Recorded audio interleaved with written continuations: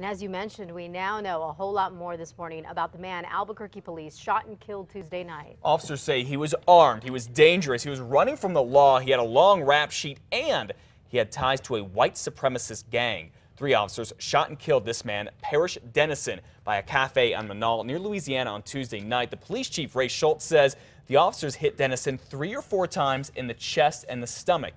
Dennison was 41 years old. He was from San Juan County and was no stranger to the law. He'd been arrested for everything from stealing cars to dealing meth, and at the time had warrants out for his arrest. He has very strong ties to criminal gang activity, to include prison gangs and gangs of a white supremacy type nature.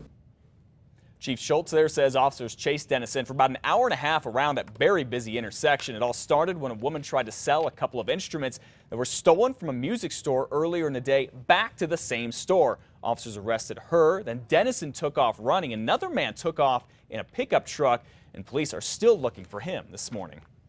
We now know the name of the aggravated battery suspect found dead in his car in southwest Albuquerque. Bernalillo County Sheriff deputies spotted the car of 21-year-old Irvin Ordonez and tried to pull him over on Unser just north of Gibson Tuesday night. BCSO says the car swerved, hit a cinder block wall, and rolled. Deputies say they found the suspect dead inside the vehicle with a self-inflicted gunshot wound. We now have these scary 911 calls of when a woman was driving the wrong way on the interstate in Santa Fe this week. And as she did that, she slammed into not just one, but 2 different cars. Listen to this. Okay, I'm on I-25, just out 292, exit 292, and there's a drunk driver, or I don't know if they're drunk or not, but there's a person driving on the wrong side of the interstate. We just had an accident on I-25 heading north. That was one of 8 calls on the 911 court recordings that we got yesterday. Sheriff's deputies say this woman, Leila Perez, was going south in the northbound lanes near Santa Fe Monday night when she hit the cars. Investigators say Perez admitted to having 2 mixed drinks. Now, one of the people she hit was Tara Toll. She was 7 months pregnant and had to have an emergency C-section. The infant, the baby that was born, was badly hurt. Now, as for Perez, her attorney says she's probably going to plead not guilty. She feels very badly about this accident, and she's very sorry for the other people that were involved in the accident. Perez is now facing a charge of great bodily harm by motor vehicle. Investigators are waiting for the results of her blood alcohol test to see if she was drunk. A Valencia County deputy is under an internal investigation and working at the courthouse this morning rather than being in the field after being charged with drunk driving. Paul Pat Gallegos was off duty when he was spotted early Sunday morning driving erratically by another deputy in Rio Communities. When the deputy pulled him over, Gallegos asked him, quote, "Don't you know who I am?" Investigators say Gallegos failed field sobriety tests and blew a .10 on a breathalyzer test before being arrested. And take a look at some video we might have of a high-speed chase in Santa Fe. It all started Monday morning about 7. State police tried to pull over a car on Cerrillos Road. The car took off. It hopped on I-25 and at one point was clocked going more than 110 miles an hour. Then it crashed. All 3 people took off running. Police arrested all of them, and they tell us one was just 17 years old. And state police confirmed the elderly man that a Santa Fe police officer shot earlier this week did in fact have a gun. Investigators say Officer Charles Laramie was responding to a home alarm when he got into a confrontation with Robert Dominguez. Dominguez used to be a police officer in Santa Fe and was a caretaker for a number of homes in the area. Neighbors think that Dominguez was also checking on the home alarm.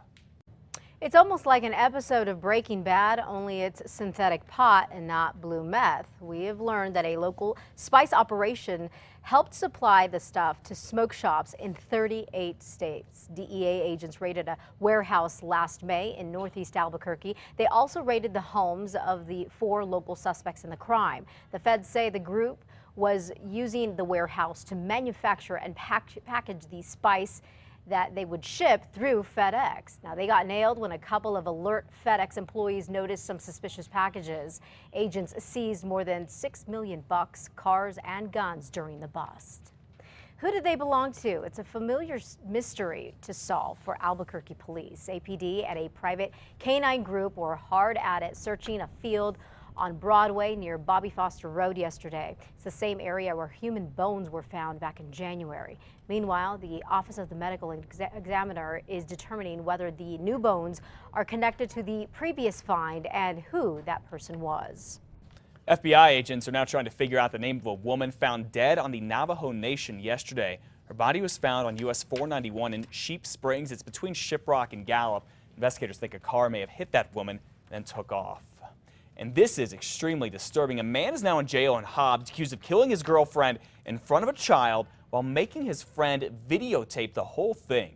Lee County Sheriff's deputies say this is the man, Timothy Stover. He was armed with a gun Tuesday when he forced his friends to help duct tape Candace Boone's wrists and ankles. Investigators say Stover then beat and killed Boone and made one of the friends tape the murder on a cell phone. Now, all of this while a child was watching too. Stover is now charged with murder, false imprisonment, and child abuse. A decision on whether to parole a convicted cop killer could come as soon as tomorrow. Joel Lee Compton shot Officer Gerald Klein at the Tewa Motor Lodge on East Central back in 1983. Klein had been called there to investigate a report of a suspicious man with a gun. Compton was very drunk when he shot Officer Klein in the heart at close range. Compton was convicted and sentenced to death, but former Governor Tony Anaya later commuted all death row inmate sentences to life, which made Compton eligible for parole after 30 years. A former Metro Detention Center guard is still looking at prison time, even after being acquitted by a federal jury. Kevin Casaus's acquittal came yesterday. He was accused of beating inmate Christopher Shields back in 2011, who, by the way, was uncooperative while being booked for DWI. Now, the jury did, however, convict Casaus of obstruction of justice for lying to investigators. He'll be sentenced later. Casaus was one of 3 officers charged with the beating.